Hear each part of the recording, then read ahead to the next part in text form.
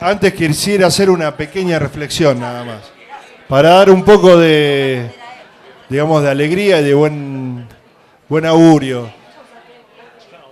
Como militante voy a hablar, ¿eh?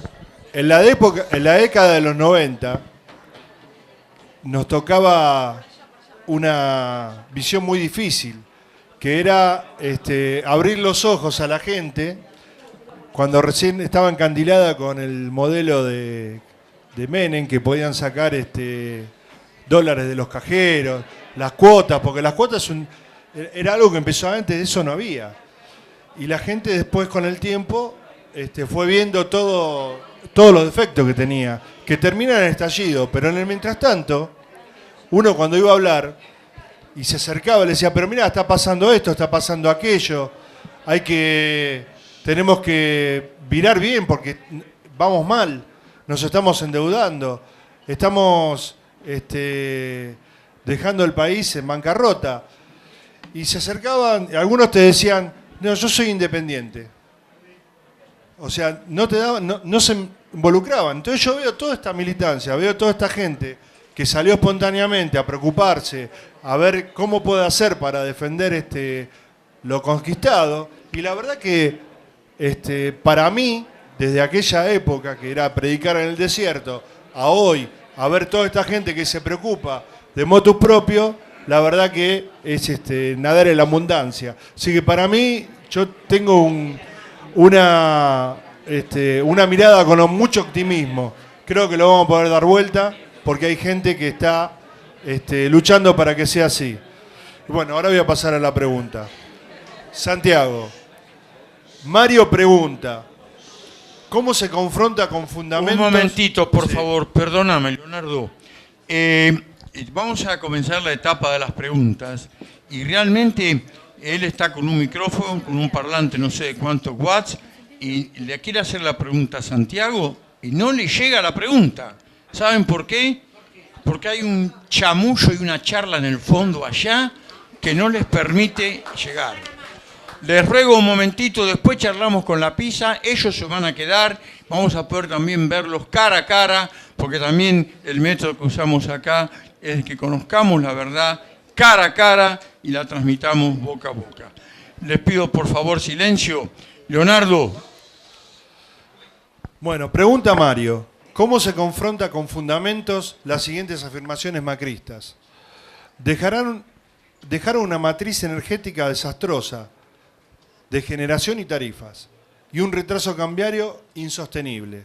Digamos, estos son los dos ítems de la pregunta, que está dividida en esas dos partes. Bueno, Santiago, te dejo en tus manos la respuesta.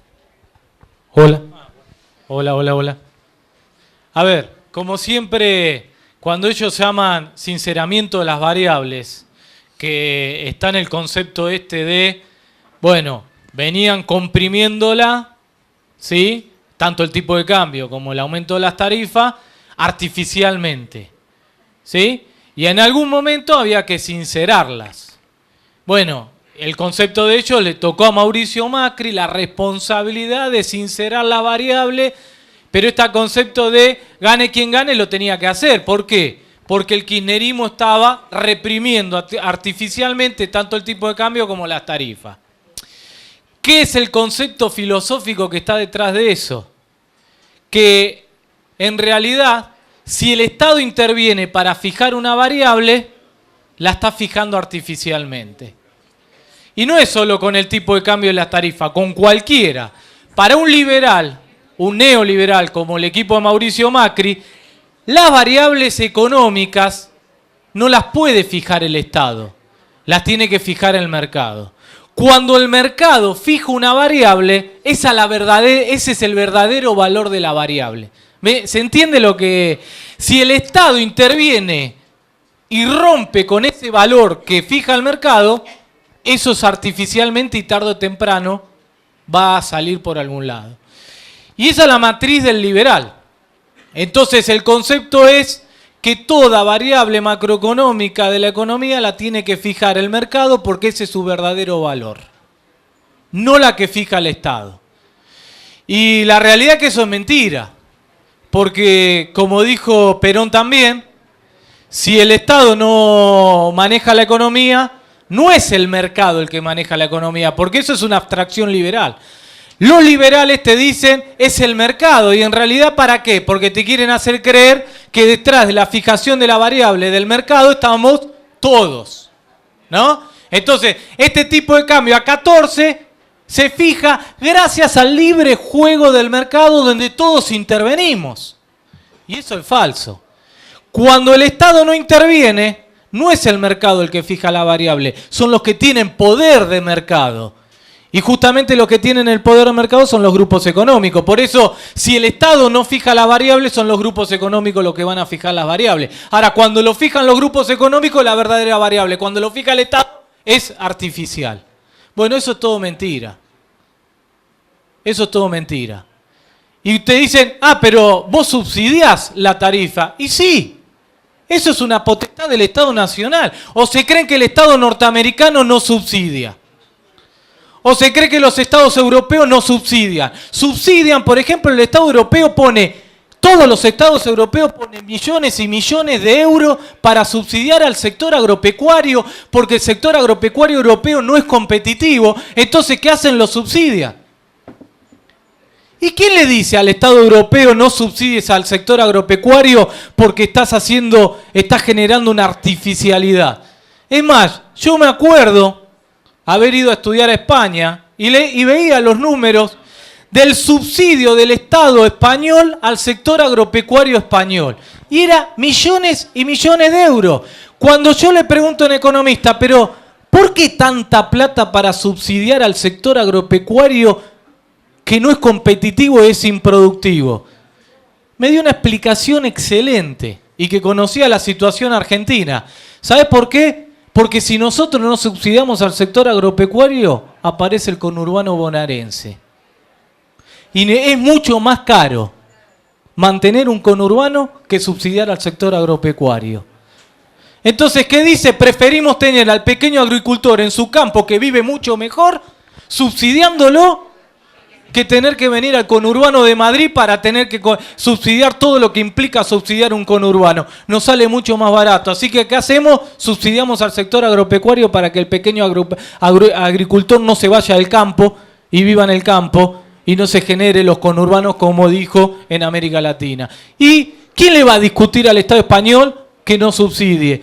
El subsidio es una política que tiene todos los estados de los países desarrollados. El sector agropecuario norteamericano está recontra subsidiado por el Estado norteamericano. Todas las discusiones en las OMC, ex Estados Unidos nos dice, ustedes liberen la economía, y nosotros decimos, ustedes dejen de subsidiar al sector agropecuario. No lo dejan de hacer nunca. ¿Y por qué nosotros no vamos a poder subsidiar a las tarifas para que la industria, para que el argentino pague menos tarifa de servicio público y salga a consumir? Porque el problema ahora, la famosa frase de Pratt Gay, son 2 pizzas. No entiende el multiplicador keynesiano, que son 2 pizzas por 2 millones de habitantes que están subsidiando, son 4 millones de pizzas por año. Por mes. 4 millones de pizzas implica que va a ser menos aceitunas, entonces la economía regional que va a pasar, son 10, saquen a 80 pesos la pizza, saquen cuánta plata retira Macri del mercado, con lo cual saquen el 10% de propina a los pibes de la motito que llevan las pizzas, los mozos que atienden, la mozzarella, el jamón, y van a ver cuál es el efecto multiplicador que va a generar que los argentinos podamos comprar 2 pizzas menos. Ahora, ¿los pizzeros dónde están? Tienen que estar desesperados los pizzeros. Van a tener que cerrar las pizzerías.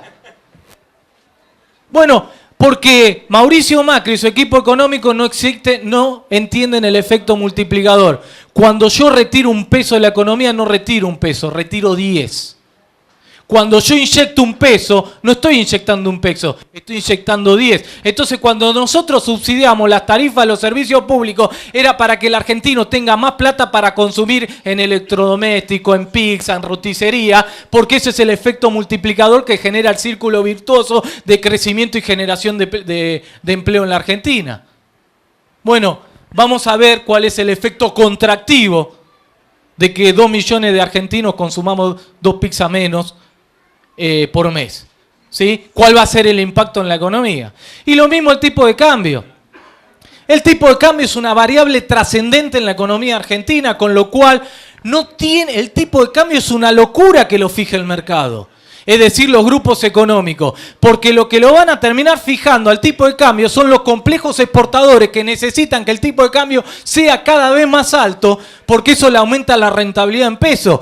Pero los impactos del tipo de cambio en las otras variables económicas es fenomenal.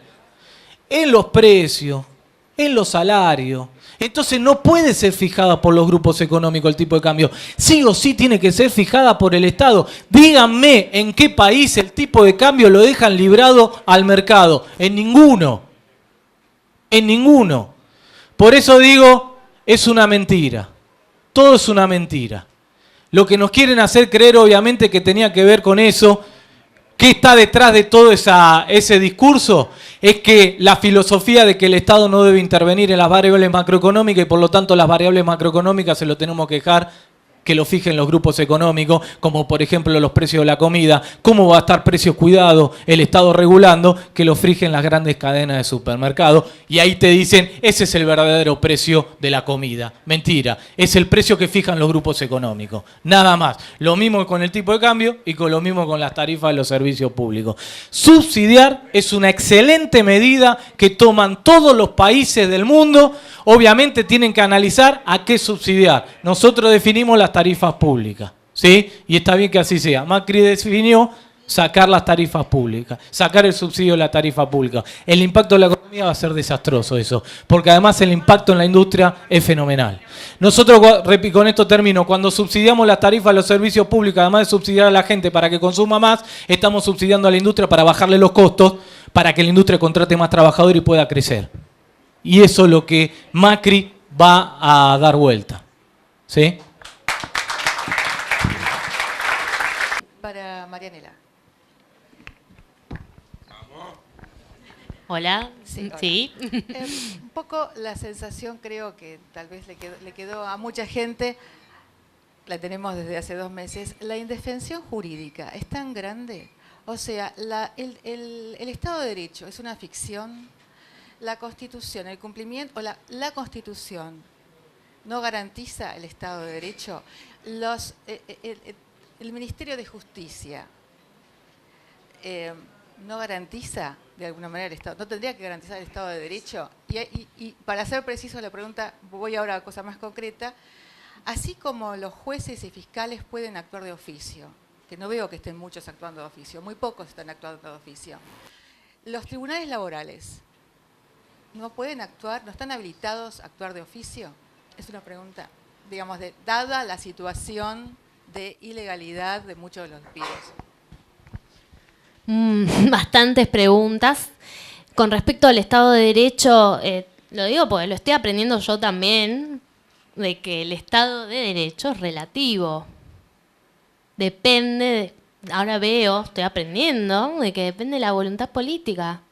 Si ya me pasé no sé cuánto tiempo explicando qué es lo que dice la Constitución, qué es lo que dicen los tratados internacionales de derechos humanos, ¿todo esto para qué? Creo, mi humilde opinión, y de verdad que es lo que estoy aprendiendo, es que el Estado de Derecho es más bien una voluntad política, una manipulación mediática que permite que se transgreda el Estado de Derecho, y una sociedad que gran parte está enceguecida. Imagínate si todos estuviéramos así indignados ante semejante atropello a nuestros derechos y a las instituciones. Imagínate si todos estuviéramos indignados porque se interviene un ente autárquico, que justamente es autárquico, ¿para qué? Para evitar que venga un nuevo gobierno y lo elimine.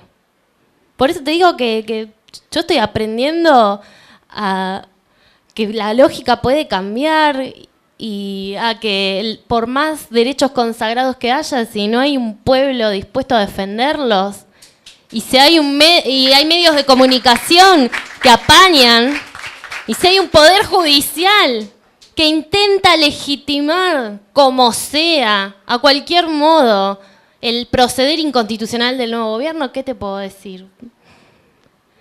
Espero que ya hay gran parte del pueblo empoderado, como dijo Cristina, pero bueno, como dijo acá el compañero, hay que multiplicar porque se ve que con nosotros no alcanza para que se empiecen a respetar nuestros derechos. Con respecto a la pregunta de qué puede hacer el Poder Judicial de oficio, porque claramente estamos en una situación de inseguridad jurídica. Ya te decía, el Poder Judicial en estos momentos es gran parte y encima los tribunales de alzada, los que están por encima de los juzgados de primera instancia, son curiosamente, ¿cómo lo puedo decir sin quedar mal? Pero bueno, son curiosamente parciales a la realidad y a las partes, ¿no? Porque uno de los principios que tiene que tener el juez es ser imparcial. La verdad que no he visto muchos jueces federales excusándose de oficio y decir no puedo resolver esta causa porque Clarín me paga los pasajes para irme de viaje por el Caribe. No lo vi. El fallo de Cámara diciendo que rechazaba las medidas cautelares interpuestas por Martín Sabatella. No vi a la jueza de Cámara diciendo, no señor, yo me excuso porque mi marido es abogado de Clarín y Clarín es una parte dentro del procedimiento que se hizo para intentar derogar la ley de medios. Entonces, ¿qué es de oficio? Y mucho de accionar de oficio no estoy viendo. En cuanto al caso específico de los laborales,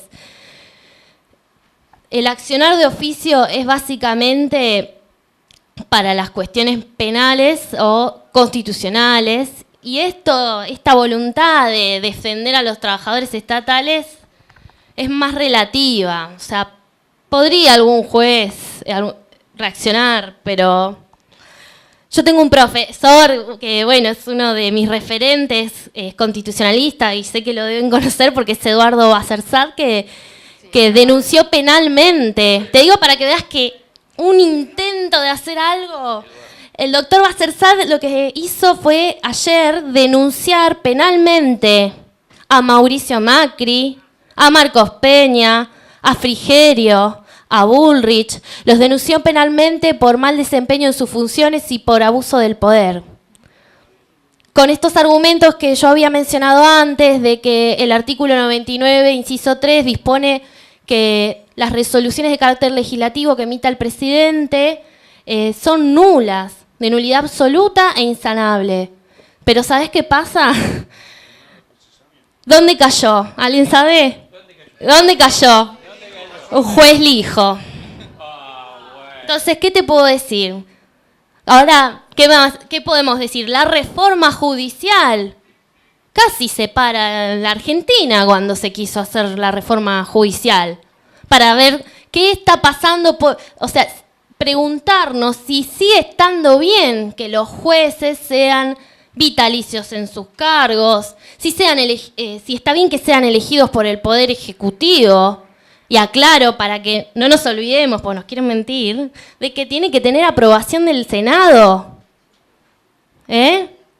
Y bueno, por último, lo que iba a decir es que es un cuello de botella y que si bien puede haber distintos jueces que de primera instancia que saquen fallos a favor, a medida que va pasando por este cuello de botella, llegamos a los jueces federales, que ya sabemos más o menos la tendencia, y bueno, y la última palabra que la tiene la Corte, y por eso mismo Macri quiso poner ahí de sopetón los jueces de la Corte Suprema.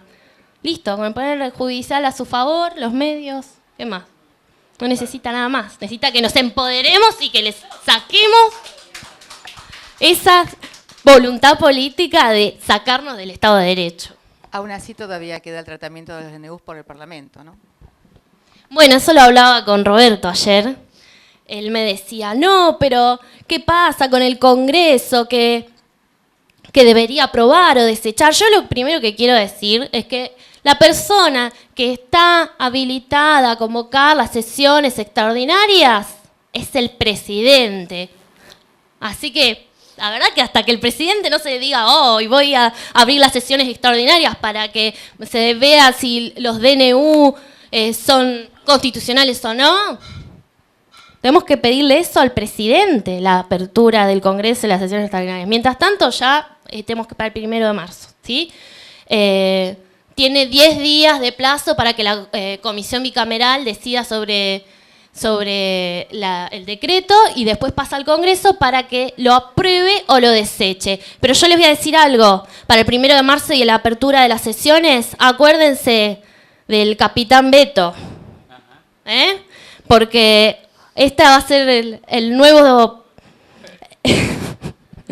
¿No conocen el capitán veto? Es Macri, porque en la ciudad de Buenos Aires vetaba todas las leyes, las rechazaba, todas las leyes que sacaba hasta sus propios legisladores del PRO, él iba después y la vetaba. Entonces, por eso le digo, díganle hola al capitán veto, con B corta, el de Spinetta es con B larga. Díganle hola al capitán veto porque es la que se nos viene. El veto indiscriminado de las leyes del Congreso.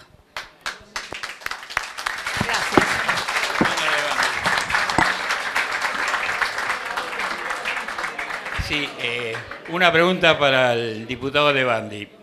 La señora Norma, y disculpe si no lo expreso bien, Lavado, me parece el apellido. Quiero saber si el bloque de legisladores K, o kirchnerista, se está por dividir. Hoy lo escuché en C24. Entiendo que escuchaste, Norma, no sé si... bien.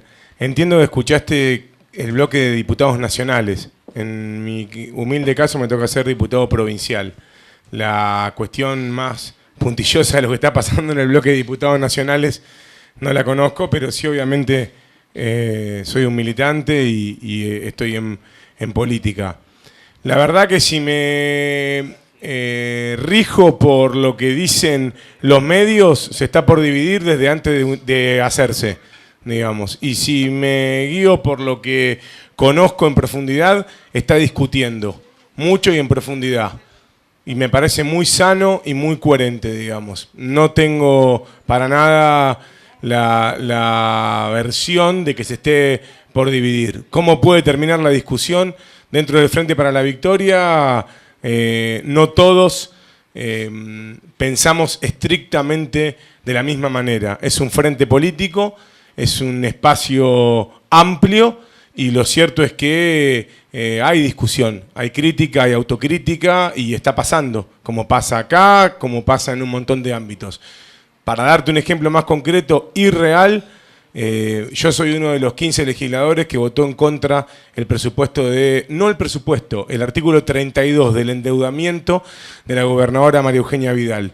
El bloque que sigue unido, más allá de que tuvo una votación dividida, tiene 36 legisladores, con lo cual si votamos 15 en contra y uno estaba ausente, 20 votaron a favor del artículo 32, más de 60.000 millones de pesos directo de endeudamiento en un único artículo a la gobernadora. Y lo cierto es que puede parecer extraño porque más fácil sería pararnos arriba y hacernos los locos y mostrarnos como una situación.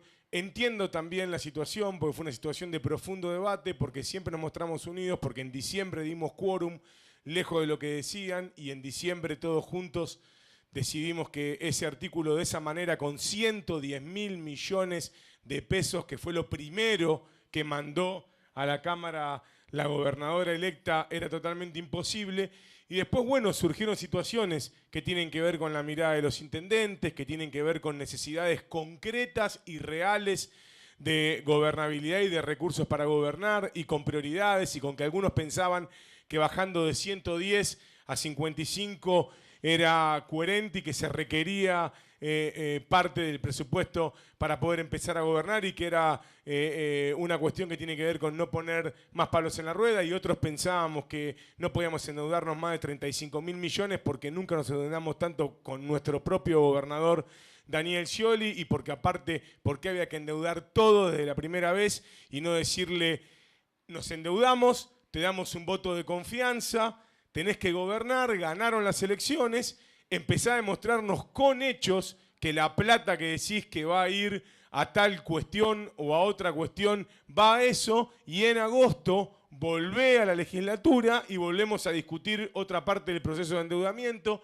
y así fue surgiendo. Con lo cual es un poco difícil de contestar, entiendo que hay debate, entiendo que Recalde es el único presidente del bloque de legisladores nacionales, de diputados nacionales, que sobre eso es lo que se habla, y también entiendo que están pasando cosas. Mañana hay reunión del Consejo Nacional del Partido Justicialista y van a estar los gobernadores, que muchos son autoridades y otras autoridades nacionales, y el Partido Justicialista, el Frente para la Victoria, el kirchnerismo, para denominarlo más, está discutiendo, está rediscutiendo, está poniéndose en posicionamiento, y mientras tanto estamos todos nosotros también, que estamos acá y que estamos en el territorio y que estamos formándonos, pero más que nada yo creo que esto, aparte de formarnos, es reflexionar y discutir y estar en la calle, y eso es saludable.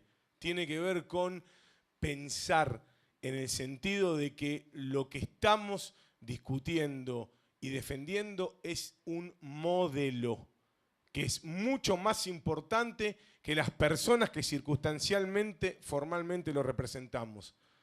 Eso es lo que tenemos que trabajar. Eso es lo que marcó Cristina cuando sigue eligiendo mostrar en videos caseros como el de la semana pasada, que lo habrán visto, que la preocupación no pasa por discutir sobre personas o por discutir a veces sobre partidos. Pasa por discutir sobre el modelo, pasa por discutir sobre salud, sobre educación, sobre trabajo, sobre seguridad, sobre inclusión, sobre lo que necesita la gente. Con lo cual, me parece que por ahí va, y saludable es que estén en este proceso los compañeros.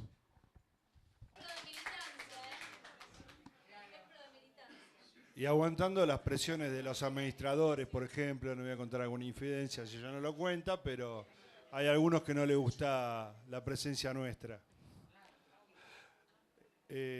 Compañero Fraschina, bueno, acá hay una pregunta de Mario que dice que si en el 2014 la devaluación fue del 20% y las paritarias cerraron alrededor de 28%, con una devaluación del 45% aproximadamente, las paritarias deberían ser del 60%. Ja, ja, ja. Es la mejor respuesta. Imposible. El modelo de recuperación. Olvídalo.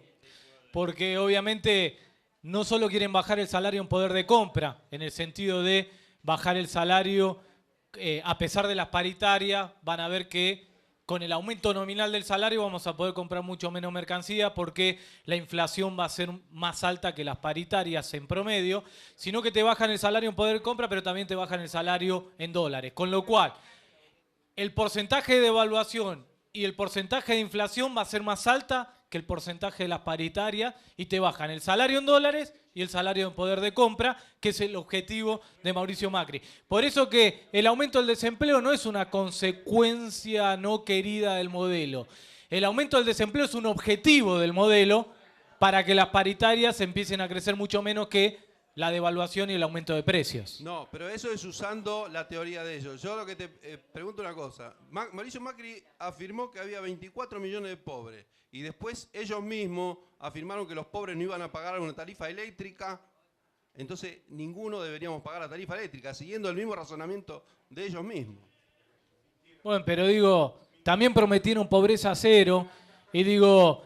es ciencia ficción la promesa de Mauricio Macri en ese sentido. Digo, es imposible que en las políticas económicas y en el modelo que están pensando haya pobreza cero. Digo, el crecimiento de la pobreza en el modelo de Macri va a ser importante. Por eso declaran emergencias estadísticas y recién a fin de año van a dar las estadísticas, porque te van a decir, che, bueno, hay un desempleo de 15 puntos, pero fue herencia del kirchnerismo. Nosotros lo único que hicimos fue reacomodar la variable, medirlo bien y en realidad ellos te llevaron al desempleo del 15% y te van a decir a llevar a una pobreza del 30-35%, pero te van a decir ese efecto de la herencia. Lo que pasa es que no lo estaban midiendo bien. Nosotros ahora lo empezamos a medir bien y en realidad son consecuencias del mismo modelo de Mauricio Macri. En el modelo de Mauricio Macri, el desempleo y la pobreza son funcionales al modelo. Necesitan pobreza y desempleo creciente porque es funcional a su propio modelo.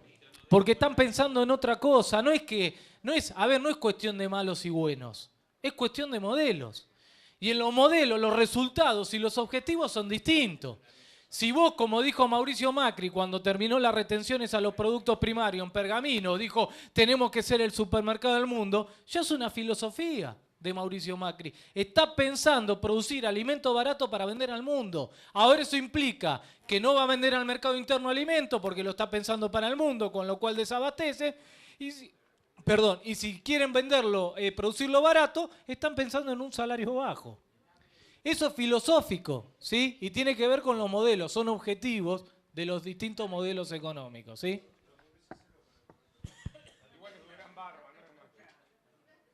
Bueno, tenemos acá, nos ha llegado una pequeña reflexión que por respeto al señor Marcos, con sus 87 años, no puedo dejar de decirla y permítame brindarle mi admiración. Tengo 87 años, no puedo esperar 4 años.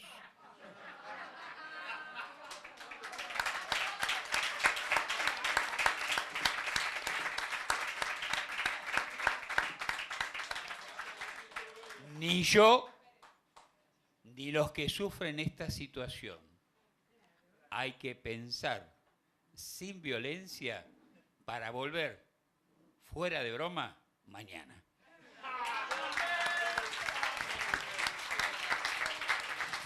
Grande, Marcos.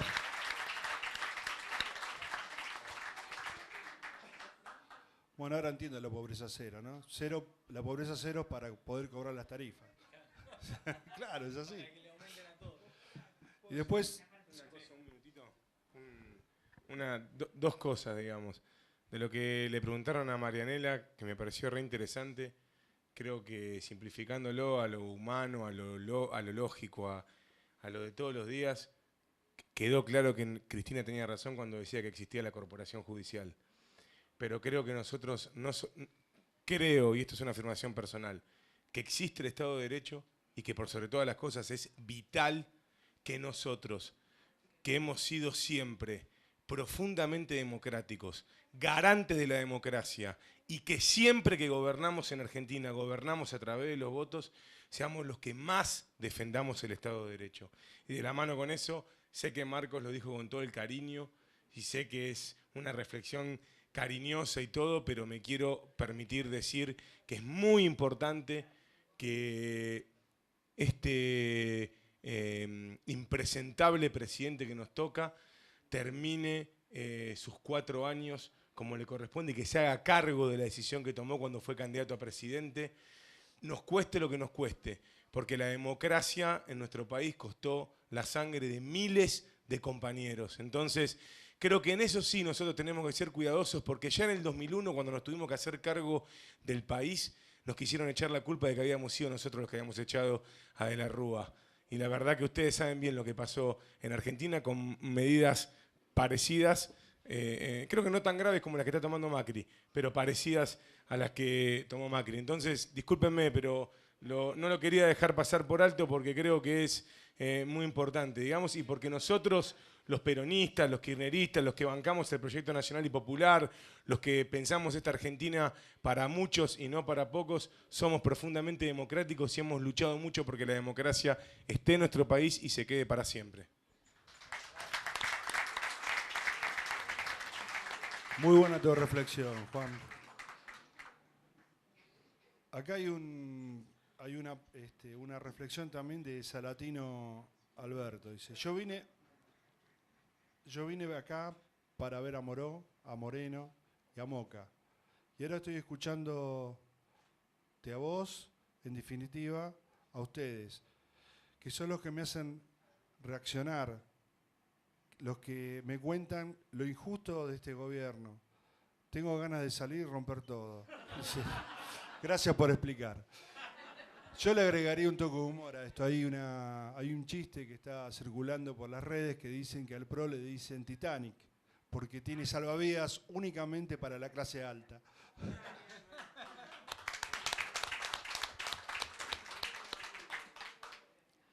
Y Celeste, una docente, dice: me encantó y comparto el dejar de resistir y empezar a actuar de Juan. No quiero caer en la bolsa de los resignados, quiero actuar. ¿Qué puedo hacer? Y se pregunta qué puede hacer para actuar, para ayudar, para participar. Bueno, Celeste, allá está Celeste. Hay innumerable cantidad de espacios, Celeste. Primero vos tendrás que saber qué haces todos los días y debes estar cerca de un montón de personas que participan activamente en un montón de cosas.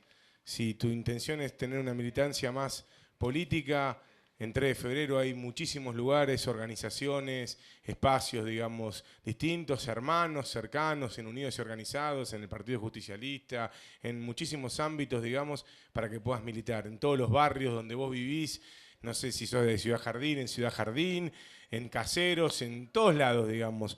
Y aparte, también hay un montón de ámbitos que tienen que ver con la cultura, que tienen que ver con la educación, que tienen que ver con el trabajo, que tienen que ver con un montón de esas cosas que por ahí no están tan impregnados de la militancia política, social, cotidiana, pero que desde ese lugar hacen un montón de cosas para la gente.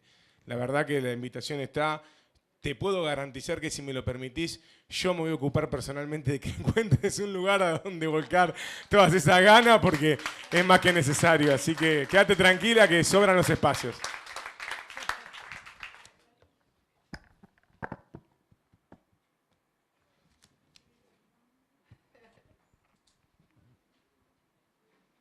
Hay una pregunta acá de Alejandro.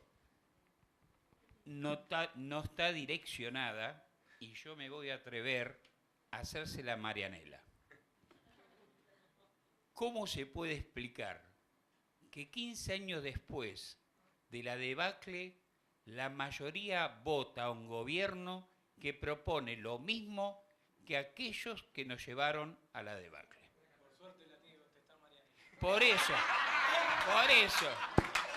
Ha demostrado ser una gran oradora, motivo que... Lo más difícil que te pregunten es lo obvio. Eso se llama derecho de piso. No sé si me la voy a poder bancar. No soy politóloga. No soy licenciada en comunicación. Yo lo único que hago es leer esto. Nada más. Estamos en contra del academicismo. Bueno, mejor. Por eso les gusté. Porque la verdad es que soy una humilde abogada recién recibida. Me recibí hace 1 año. Nada más. Solo que me gusta muchísimo el derecho del trabajo, el derecho constitucional y los derechos humanos. Nada más. Es la pasión lo que me moviliza. Qué chico te queda el título de abogada ante el título que te pusiste de humilde. Bueno, gracias. ¿Por qué ganó el que ganó? Esa es la pregunta. Me cuesta un montón. ¿Por qué se lo volvió a votar?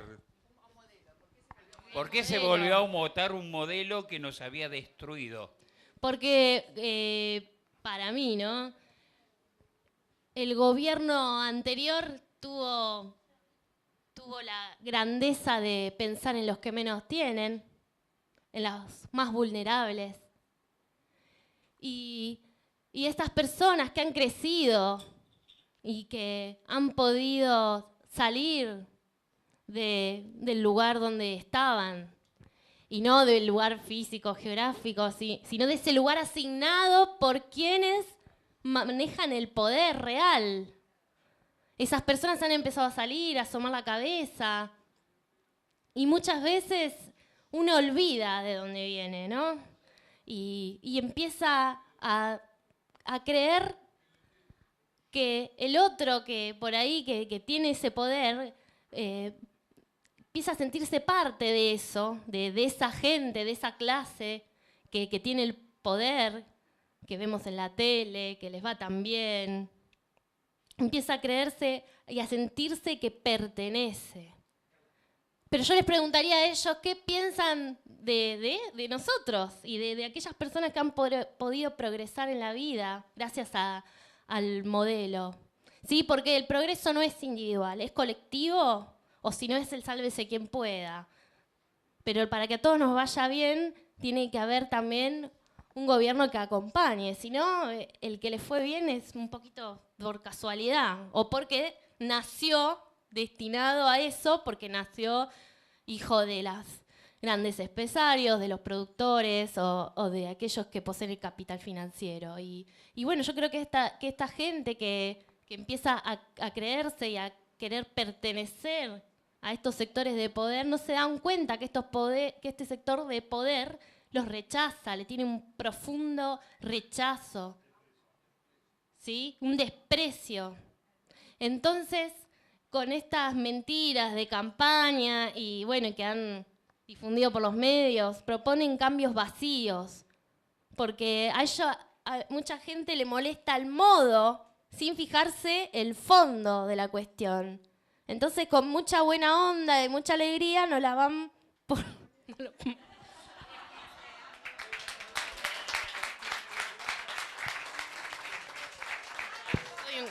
Me dijo que no le gustaba el academicismo. Bueno, nada, que simplemente